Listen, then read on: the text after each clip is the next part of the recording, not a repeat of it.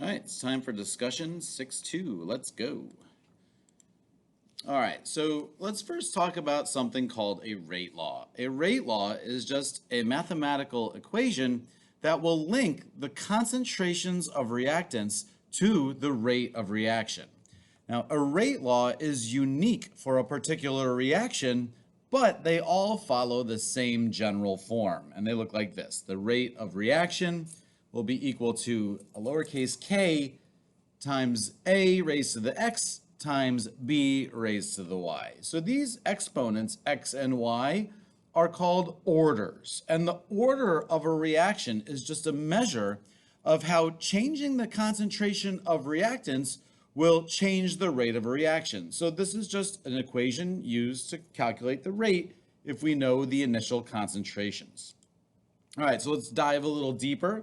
Here's our rate law. The lowercase k is called the rate constant.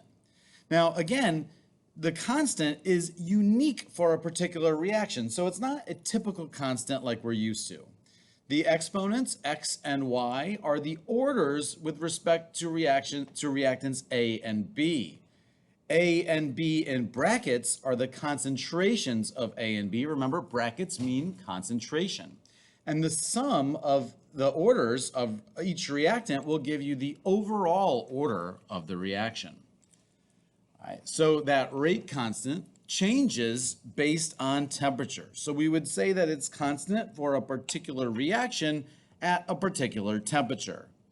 A vocab term you might see is molecularity. Molecularity just refers to the number of reactants that are involved in a particular step in a reaction.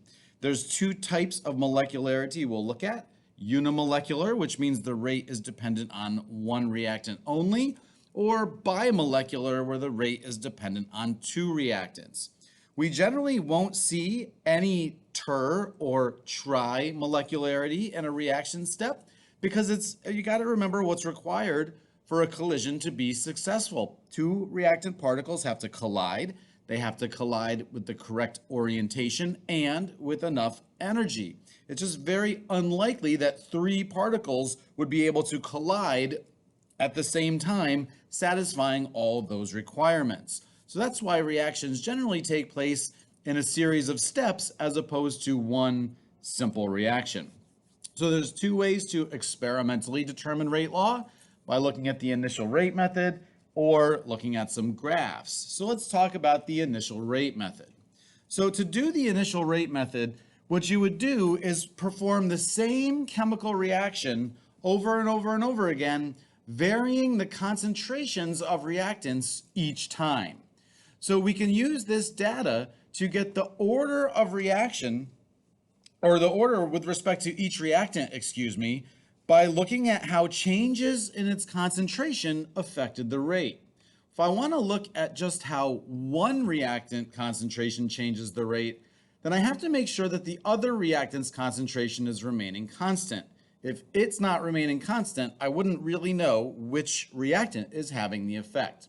So if I wanted to determine the effect of the concentration of ammonium ions, I'm going to look for data where the concentration of nitrite remains constant. So I'm going to use experiments 1 and 2. So I can see here, as the concentration of ammonium doubles, the rate of reaction also doubles. So we have to think, if we were going to change that concentration, what exponent would we have to put on it to make that relationship be true? And the exponent we would have to put on it is, of course, a 1. So now let's go ahead and determine the concentration of nitrite. To do that, I'm going to find two experiments where the concentration of ammonium remains constant. So I'm going to use experiments 5 and 6. So here we see the concentration of nitrite doubling, and the rate of reaction also doubles. So the order with respect to nitrite will be first order as well as it is with ammonium. So how do we actually do this? For each reactant, you have to find two trials where one reactant's concentration changes and the other one remains the same. See what happens to the rate when the reactant concentration changes. If the concentration doubles and the rate doubles, it will be first order. If the reactant doubles and the rate quadruples, it is second order. If the reactant concentration doubles and the rate went up by a factor of 16, it would be third order. So our rate law for the previous example would be rate equals K times ammonium in brackets times nitrite in brackets. We don't see any exponents because it was first order with respect to both of those reactants. So why does this work? It's really just simple math. We have to think about what kind of exponent we would need to make a particular change happen. So here's an example of a rate law minus the constant for a second order reaction. We can see that exponent of 2.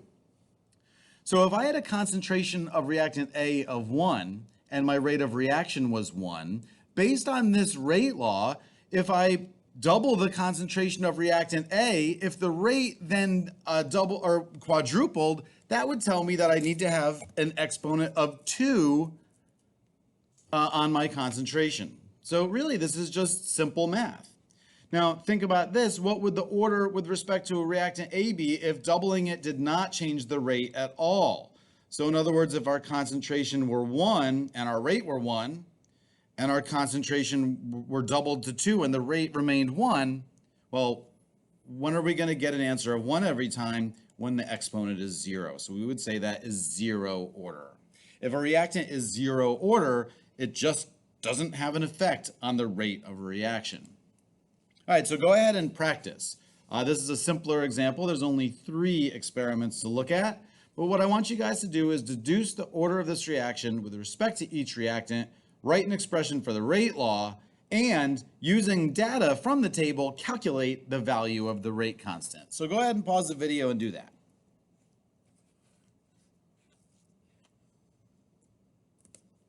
Okay, again, we're going to look first for the change in concentration of nitrite, nitrogen monoxide, excuse me. So I'm going to pick row 2 and 3 here. I see as the concentration of NO doubles, the rate quadruples. That means the order with respect to reactant nitrogen monoxide is 2. We'll do the same thing here for oxygen. So I'm going to choose the first 2 rows here. As the concentration of oxygen doubles, the rate of reaction also doubles. So that's going to be first order for oxygen. So we write our rate law. It'll be second order for NO and first order for O2. If we want to solve for the value of the rate constant, we will rearrange the equation to solve for K. Plug in any set of values from a particular row. It does not matter which row you choose, and that will give you the rate or the value of the rate constant for that particular reaction. All right, so we can also use a reaction mechanism to determine the rate law for a particular reaction. So, of course, we've seen mechanisms before. Mechanisms are just the individual steps that occur in a chemical reaction. Now, of course, those steps will always combine to an overall reaction. But in order to do that, we have to cross out things that appear on both sides of the equation, just like we did in Hess's law. So I see x2y4 on both sides, so they can cancel. I see x2 on both sides, so they can cancel. I have y2 on both sides, but 2 here and 1 there. So that one will cancel, and one of those 2 will cancel. So my overall equation is 2xy2 makes 2xy and y2. Of course, these are generic elements. All right, so an intermediate is a species or a substance that is produced in one step of the mechanism but consumed in another. So our intermediates here are x2y4 and x2, because x2y4 was produced in step 1 and consumed in step 2, and x2 was produced in step 2 and consumed in step 3. However, if we add a catalyst is something that we are adding to the experiment in order to increase its rate. So a catalyst would instead appear as a reactant. It wouldn't be produced in any one step of the reaction, but since it's a catalyst and catalysts don't change chemically during a reaction, you would see it spit out as a product later in the mechanism. So, of course, a catalyst would never show up in our overall equation because, by definition, the way it works, they will always cancel out of the equation. All right, so why does reactant order look the way it is? It's because of something called the rate determining step. The rate determining step is the slow step in a reaction mechanism. it is the slowest because it's going to be the step with the highest activation energy. Now, the reason why we call the slowest step rate determining is because the reaction can only be as fast as its slowest step. Just like you cannot drive any faster than the car in front of you. So I always like to call those slow cars on the highway my rate determining car. So if when we're getting the rate law from a mechanism, there's really one way to do it that's kind of easy and one way that's a little bit harder. And the difference between the difficulty depends on whether the slow step in a mechanism is the first step in the mechanism or the second step. All right, so of course, if a reactant isn't involved, even if you see it in the overall equation, if it does not appear in the rate determining step for a reaction, then it would be zero order. If it's not in that rate determining step, then it itself does not affect the rate. All right, so let's look at an example here. We have a mechanism. Well, hold on, I think I missed an important piece of information here. Oh yeah, so if the first step is the rate determining step, that's going to give you your easier method. Because if the first step is the slow step, then the orders with respect to each reactant will just be the coefficients in front of each formula. So if I look at this example here, we have this reaction. Our mechanism has the first step being the slow step. If the first step is the slow step, then the coefficients on the reactants in that step will be the order with respect to each reactant. Now, there's one more thing to think about. It's not the overall equation that gives us the rate law, it's the mechanism. So in our overall equation, I see 2 moles of NO2, but in my rate determining step, only 1 of those moles of NO2 is involved. So our rate law will be first order with respect to NO2 and F2, which is going to be choice B. All right, so there's a couple more. Well, actually, we're not there yet. I'm sorry. I don't even know my own discussion. All right, so only reactants that appear in the overall reaction can appear in the rate law. So sometimes you're going to have reactants in your overall reaction that are not in the rate determining step. And this will generally happen when the rate determining step is the second step in the reaction. So let's go ahead and get our overall equation first. So the N2O4s will cancel and will leave us with this reaction.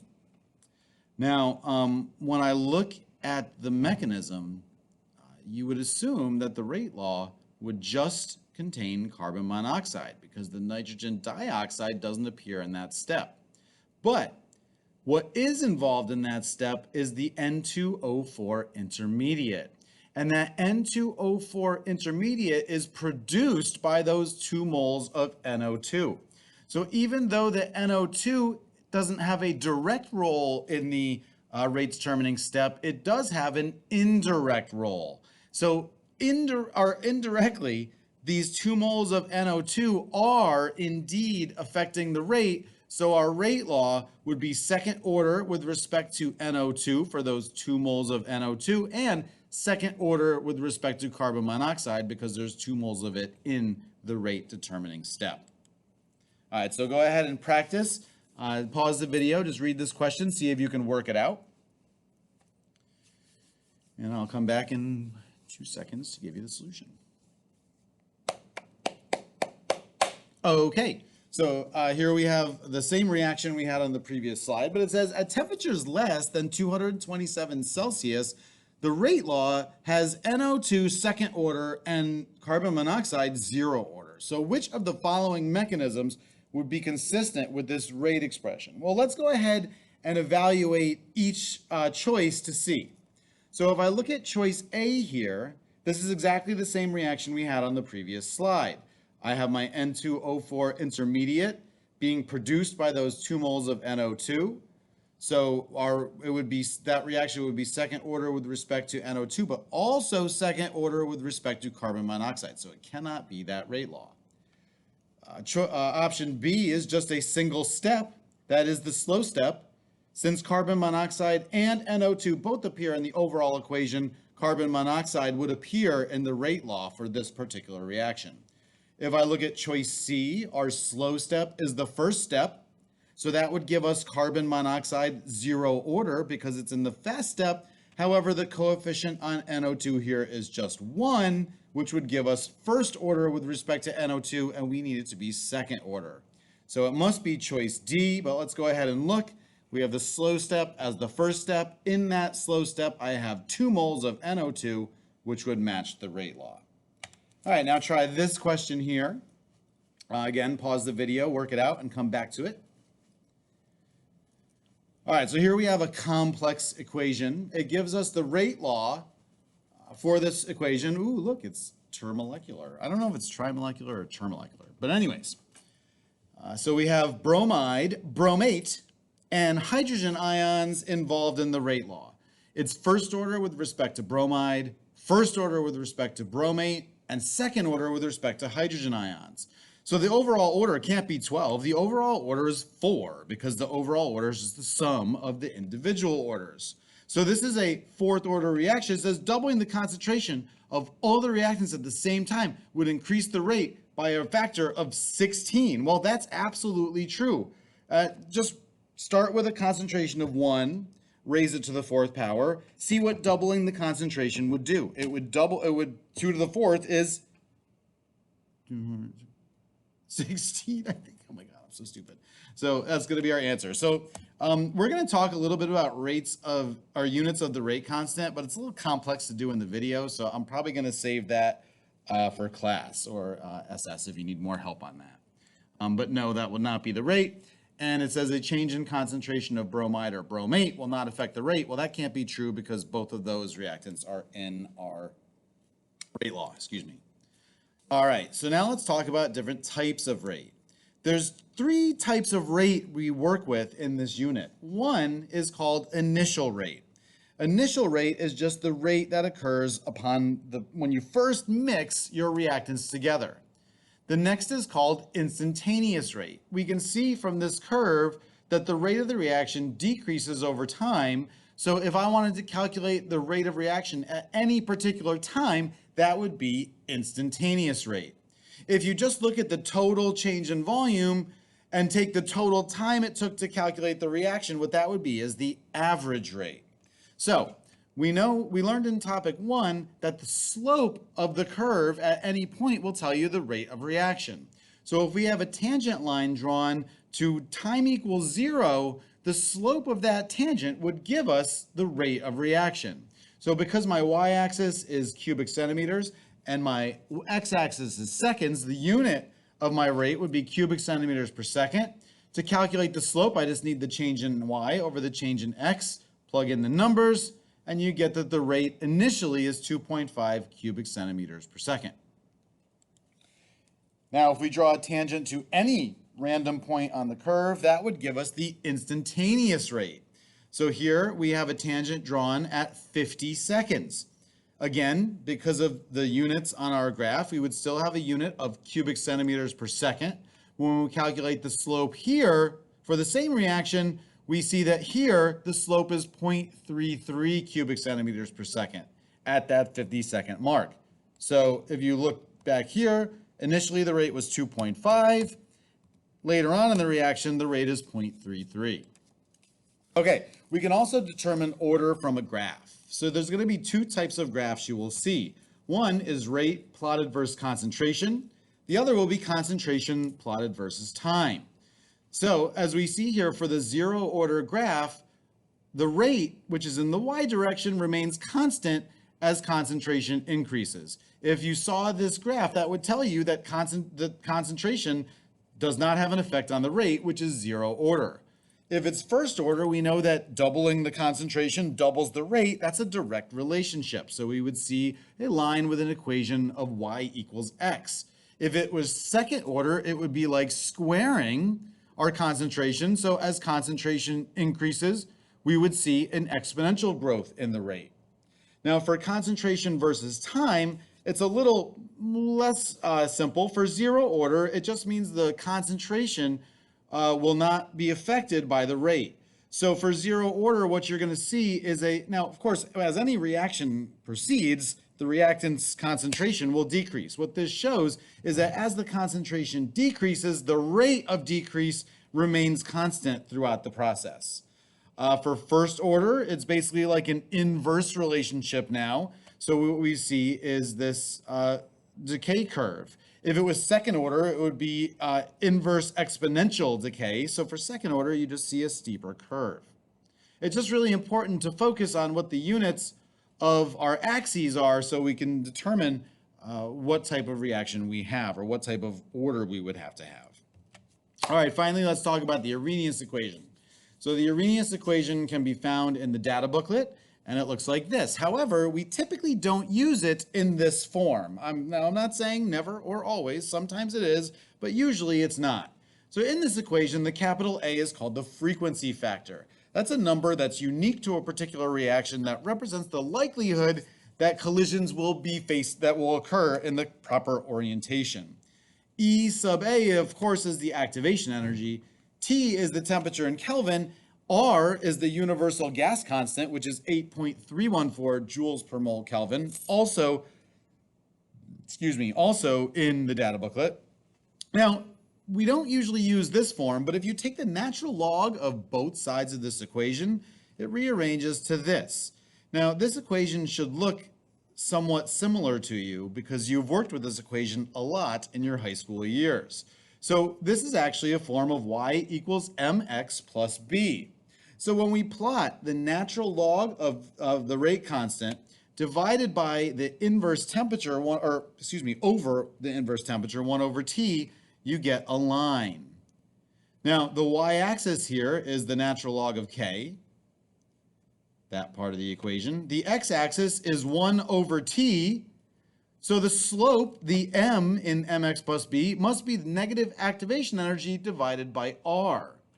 So if we were able to calculate the slope of this curve, or this line, then we could calculate the activation energy because r is a constant.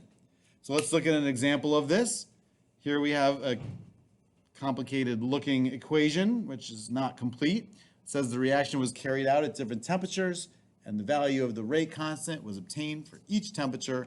A graph of natural log of k versus 1 over t is shown. Calculate the activation energy for the reaction using table 1. Table 1 is just going to give you your Arrhenius equation. So all we have to do here is calculate the slope of the line.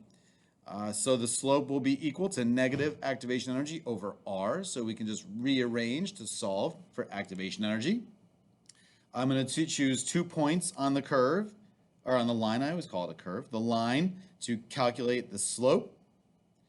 It's best, just so you know, to pick points that are as far away as possible. It'll give you the most accurate answer. So when I calculate the slope, I get negative 19,600. Plug it into my equation up here, and I get negative 19,600 times 8.314 gives me an activation energy of 163,000 joules per mole, which is 163 kilojoules per mole. Just so you guys know, even though the slope is negative, that negative does not carry through to our equation because we have our negative r value. So r isn't going to be plugged in as 8.314. It'll be plugged in as negative 8.314, so everything cancels out. And that's it, kids. Hopefully this is informative. Hopefully this is better than the old video. And if you have any questions, go ahead and ask me in class.